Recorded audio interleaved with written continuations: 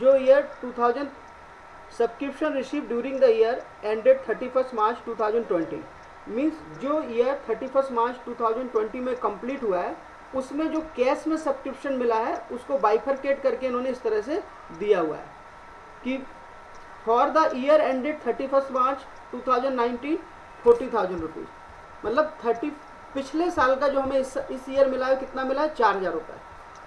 और for the year ended 31 March 2020 2,11,000 rupees, जो current year में मिला है वो है 2,11,000 रुपीज़। और फॉर द ईयर एंडेड 31 मार्च 2021 वो हमको मिला है 8,000 रुपये, मतलब इन तीनों का टोटल जाके हुआ 2,23,000 रुपीज़। इसमें क्या है कि हमको अलग अलग बाइफरकेट करके अमाउंट दे दिया तो और अच्छा कर दिया। जैसे अगर वो इकट्ठा बोल देते 2,20,000 रुपीज़ कैश में मिला, अभी तक के क्वेश्चन में ऐसा ही रहता था, तो हमको वो चीज़ें माइनस करनी होती थी जो इस ईयर की इनकम नहीं है। जैसे जो इनकम आपकी जो है आपकी लास्ट ईयर की है 4,000 रुपये, इसको हम माइनस करते, और जो नेक्स्ट ईयर का हमको एडवांस मिल गया इसको भी माइनस करते। लेकिन अगर अभी भी माइनस करेंगे, अगर हम 2,23,000 लेके चले अपने क्वेश्चन सॉल्व करने में, तो ये 4,000 रुपये भी हमको माइनस करने होंगे और ये 8,000 रुपये भी हमको माइनस करने होंगे।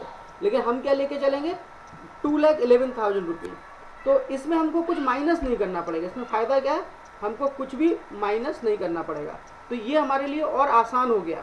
देखिए ये जो लिख रहे हैं ना 4,000 रुपये मिले हैं कब के, for the year ended 31 March 2019 के, तो ये लास्ट ईयर के हैं। तो ये एक तरीके से हो गया हमारा, एक मिनट,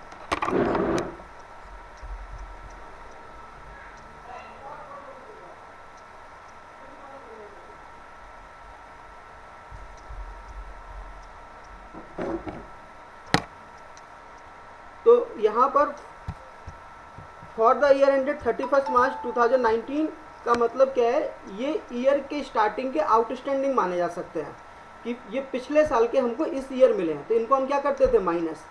ऐसे ही जो 8,000 रुपये हैं वो ईयर के लास्ट में जो एडवांस होते थे वो हैं 8,000 रुपये। तो अगर हम अपने क्वेश्चन में ये अमाउंट लेके चलेंगे 2,23,000 रुपीज़, तब तो हमको इन 4,000 को 8,000 को माइनस करना होता। लेकिन जब यहाँ पे बाइफरकेट करके ऑलरेडी दे दिया, तो इसका मतलब हमको कुछ भी माइनस करने की ज़रूरत नहीं है। हम अपना 2,11,000 से स्टार्ट करेंगे और इस क्वेश्चन में ये क्लियर हो गया कि हमको कुछ भी माइनस नहीं करना है। दूसरी बात ये कह रहे हैं, there are 450 members each paying an annual subscription of ₹500। Total member कितने हैं 450, और हर मेंबर कितना अमाउंट पे करता है 500 रुपये।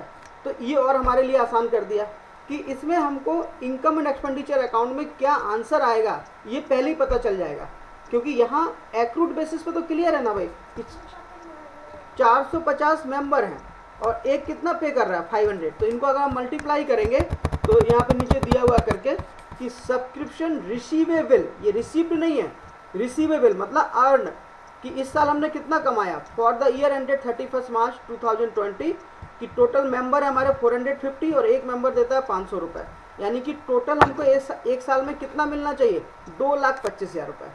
तो हमारा जो फाइनल आंसर जो इनकम एंड एक्सपेंडिचर अकाउंट में शो होगा ये हमको यहीं से पता चल गया। कभी कभी 1 मार्क्स में ये क्वेश्चन पूछ लेते हैं तो वहाँ हमारे लिए बहुत आसान है कि भले इतना सब कहानी दिया है लेकिन हमको इनकम एंड एक्सपेंडिचर अकाउंट में फाइनल अमाउंट क्या आएगा ये पता चल गया कि टोटल सब्सक्रिप्शन हमने इस मंथ में इस ईयर में कितना अर्न किया 2,25,000 रुपीज़, लेकिन उसमें से मिला कितना है देखो 2,11,000 रुपीज़। इसका मतलब 2,25,000 में से अगर 2,11,000 हम माइनस करते हैं तो आता है आपका 14,000। तो हमको पता चल गया कि इस ईयर का कितना आउटस्टैंडिंग है 14,000 रुपीज़, मतलब जो करंट ईयर का हम आउटस्टैंडिंग जो हम कहते हैं जो ऐड करते थे वो हमको मालूम चल गया टोटल कितना है 14,000 रुपीज़। तो ये और आसान हो गया है। अब कैसे सॉल्व करेंगे,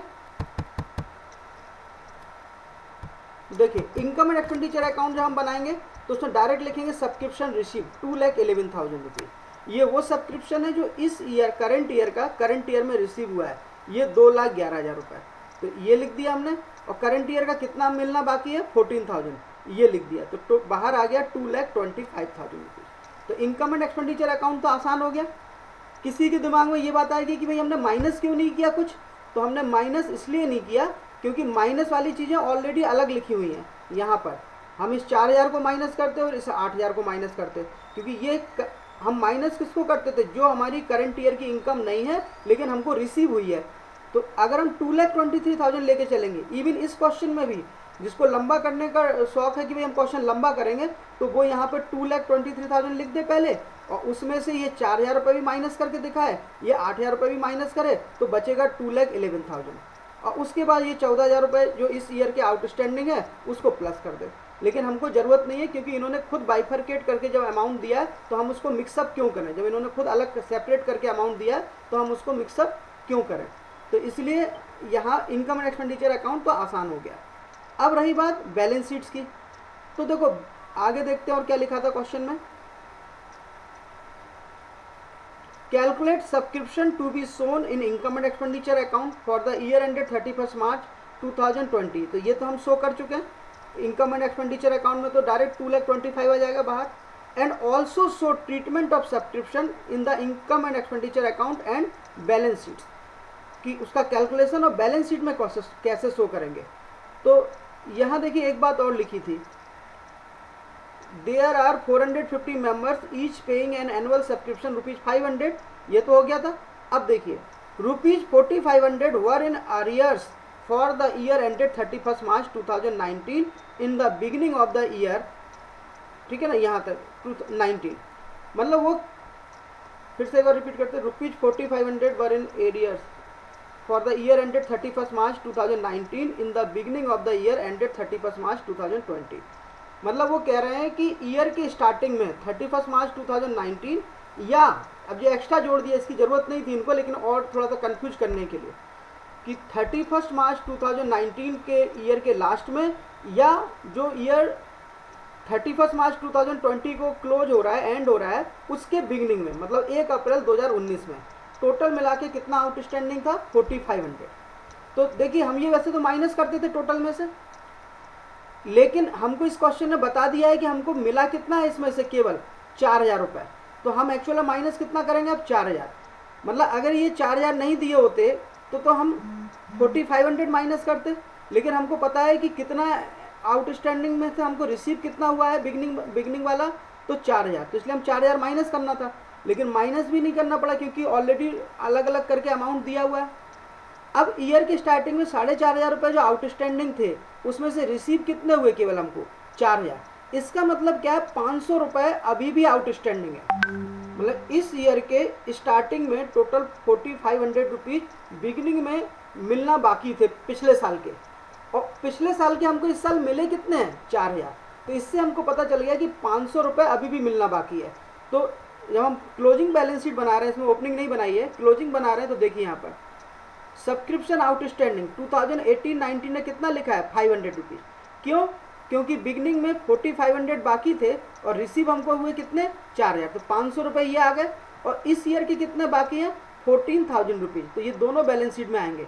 ये आप अंदर लिखेंगे तो जैसे हमने अंदर लिखा था, जो हमने आपको एग्जाम्पल दिखाया था, और इनको ऐड करके 14,500 बाहर लिख दिया था। तो आप वैसे भी, बल्कि वही ज़्यादा सही है कि आप अंदर इनको 500 और 14,000 लिखें और बाहर 14,500 लिखें। और जो यहाँ दिया है, ये जो अगले साल का अभी से हमको एडवांस मिल गया 8,000 रुपये, ये क्लोजिंग बैलेंस शीट में कहाँ जाएगा, आपका लाइबिलिटी साइड में।